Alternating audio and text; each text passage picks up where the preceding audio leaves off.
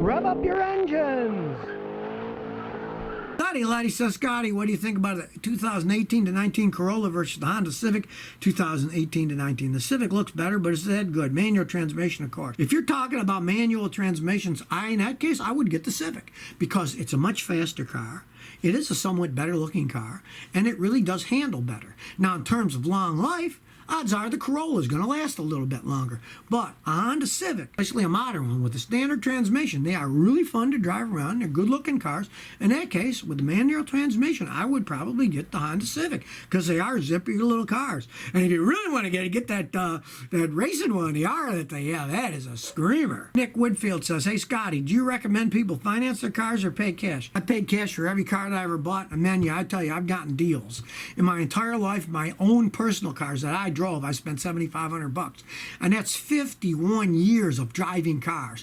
I've spent $7,500 total for every car that I personally own.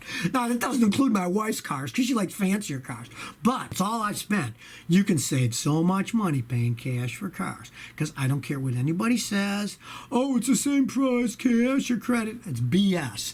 If you get on the street and somebody really needs money, one of the few things that most people have that they can sell fast is their car. Now, selling a house, that could take a year or more to sell a house. But selling a car, you can sell it fast. It's about the only thing you can get some serious money for these days. So you can get a deal when you pay cash for a used car. Mendonca says, well, what are your thoughts on book time pay? He's talking about labor rates. If a mechanic works in a car, a lot of times they look it up on a labor rate, and it says that's a 4-hour job. If they charge $100 an hour, they charge $400 labor. Well, I don't like that stuff because a lot of it is total nonsense. And if you're working like at a dealership, even the mechanics get screwed over on that deal. Because let's say the mechanic has a 4-hour job and he does it in 2 hours.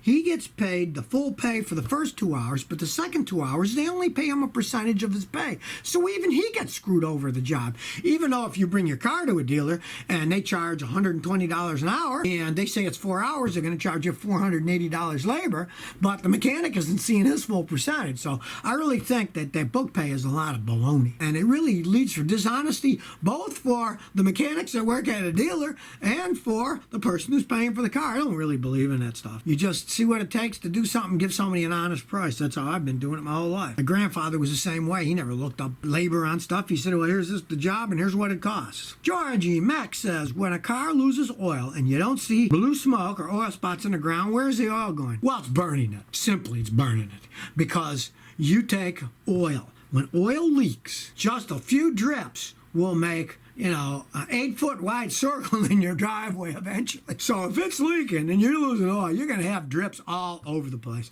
If you have like a quarter of oil, that'll be like a football size. You're going to see it. Now, a lot of times when they burn oil these days, modern cars are pretty efficient. You won't see the smoke come out of the back because it burns everything pretty cleanly. And the catalytic converter will get rid of the rest.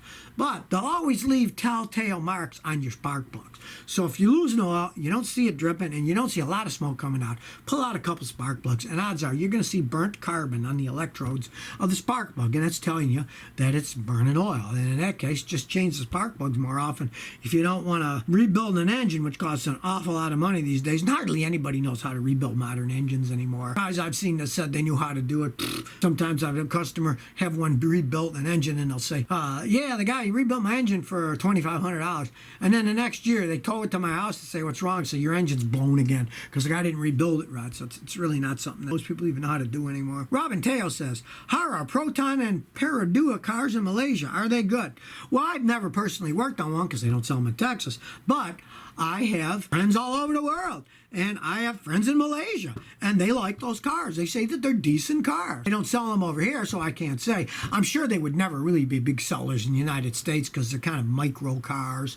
But my son's married to a woman from Singapore, and when they go over there, almost all the cars they sell are micro cars, and they sell decent over there. So, I mean, if you need a small car and you live in a really congested area where it costs a fortune for gasoline, they're probably pretty decent cars. But they're too small from what I've seen to really fly in the United States. Americans always like a little bit bigger cars. They don't really go for micro cars.